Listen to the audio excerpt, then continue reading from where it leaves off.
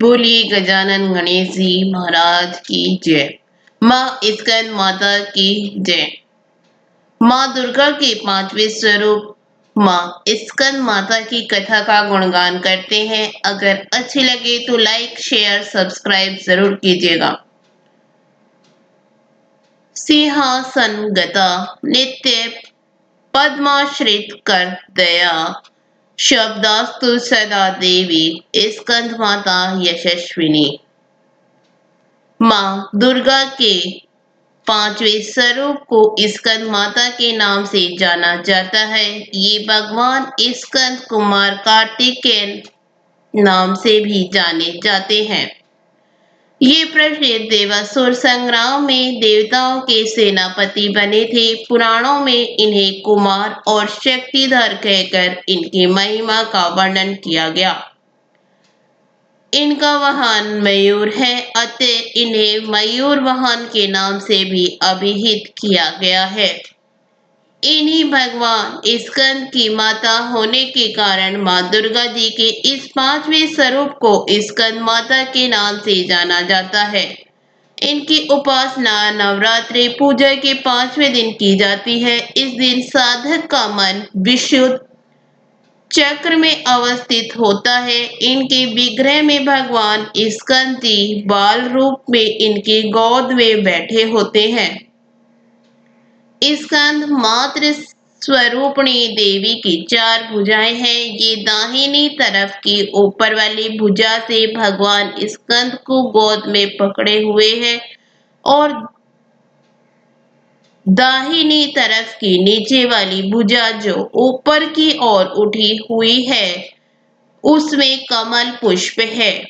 बाईं तरफ की ऊपर वाली भुजा वर मुद्रा में तथा नीचे वाली भुजा जो ऊपर की ओर उठी है उसमें भी कमल पुष्प ली हुई है। इनका वर्ण पूर्णतः शुभ्र है। ये कमल के आसन पर विराजमान रहती हैं, इसी कारण से इन्हें पद्मासन देवी भी कहा जाता है। सिंह भी इनका वाहन है। नवरात्र पूजन के पांचवें दिन का शास्त्रों में पुष्प कल महत्व बताया गया है। इस चक्र में अवस्थित मन वाले साधक के समस्त ब्रह्मा क्रियाओं एवं चित्त वृत्तियों का लोप हो जाता है। वह विशुद्ध चैतन्य स्वरूप की ओर अग्रसर हो रहा होता है। उसका मन समस्त लौकिक सांसारिक माइक बंधनों से विमुक्त होकर पद्मासन माँ स्कंद माता के स्वरूप में पूर्णतः तल्लीन होता है। इस समय साधक को पूर्ण सावधानी के साथ उपासना की ओर अग्रसर होना चाहिए। उसे अपनी समस्त ध्यान वृत्तियों को एकाग्र रखते हुए साधना के पथ पर आगे बढ़ना चाहिए। माँ स्कंद माता की उपासना से भक्त की समस्त इच्छाएं पूर्ण हो जाती हैं। इस मृत्युलोक में ही उसे परम शांति और सुख का अनुभव होने लगता है। उसके लिए मोक्ष का द्वार स्वयं सुलभ हो जाता है। स्कंद माता की उपासना से बाल रूप स्कंद भगवान की उपासना भी स्वयं हो जाती है। यह विशेषतः केवल इन्हीं को प्राप्त है। अतः साधक को स्कंद माता की उपासना की ओर विशेष ध्यान देना चाहिए। सूर्य मंडल की अधिष्ठात्री देवी होने के कारण इनका उपासक अलौकिक तेज एवं कांति से संपन्न हो जाता है।